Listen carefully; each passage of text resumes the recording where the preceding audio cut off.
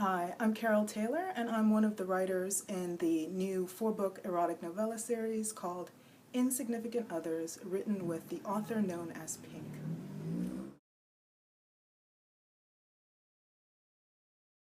What got me interested in writing erotica?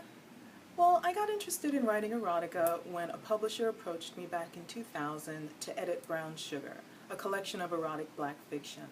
When that book became a bestseller, created a new genre, and launched a 4-book series is when I knew that there was an audience hungry for well-written, sexy stories about life and love, which is basically what my first novel, The Ex Chronicles, is all about.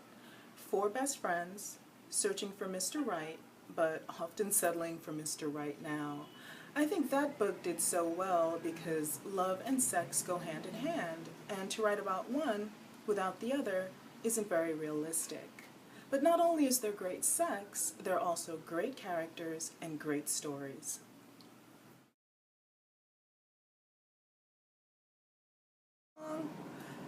The series developed when I was approached by the author known as Pink, who also has a slew of bestsellers, 69, Sexaholics, and Erotic City, to name only a few.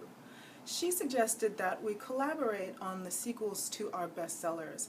For me, that would be the Ex Chronicles Plan B, and for her, that would be Erotic City, Miami. I was very excited to collaborate in this way with Pink, not only as a writer, but also as a book editor, which is my background. I love sequels. Sequels are really more like life than like just books where there's a happily ever after. There really isn't ever a happily ever after. There are ups and downs. And sequels allow you to continue reading your characters' stories and continue on with their lives.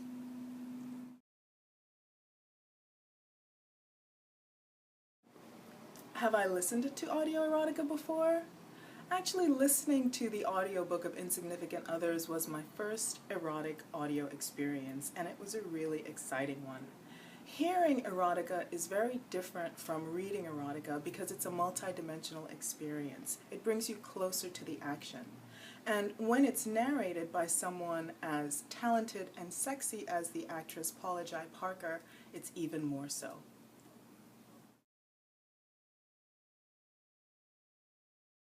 Well, we'll see if Hope and Derek will actually make it to the altar or if Hope's cheating is going to catch up to her. We're going to find out if Zenobia will choose her selfish soulmate or if she will choose David, the man who's always been there for her. We'll find out if Precious will finally leave her cheating ex-boyfriend Darius, whom, unfortunately, she's in love with, and whom I think, unfortunately, is in love with her.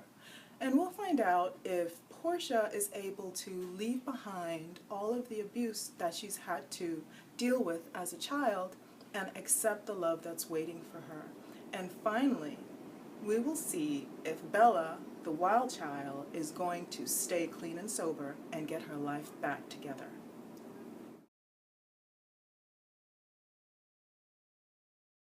What is a fun thing I think my readers should know about me? Well, I think a fun thing for my readers to know is that I actually write from experience.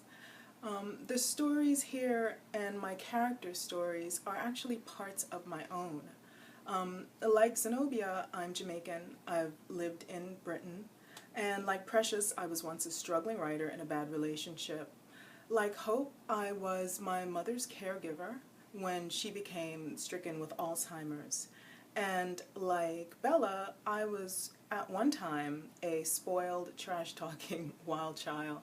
And like Portia, there's been things in my past that I've had to forgive people for and move beyond. But it's up to the reader to figure out which character is actually me.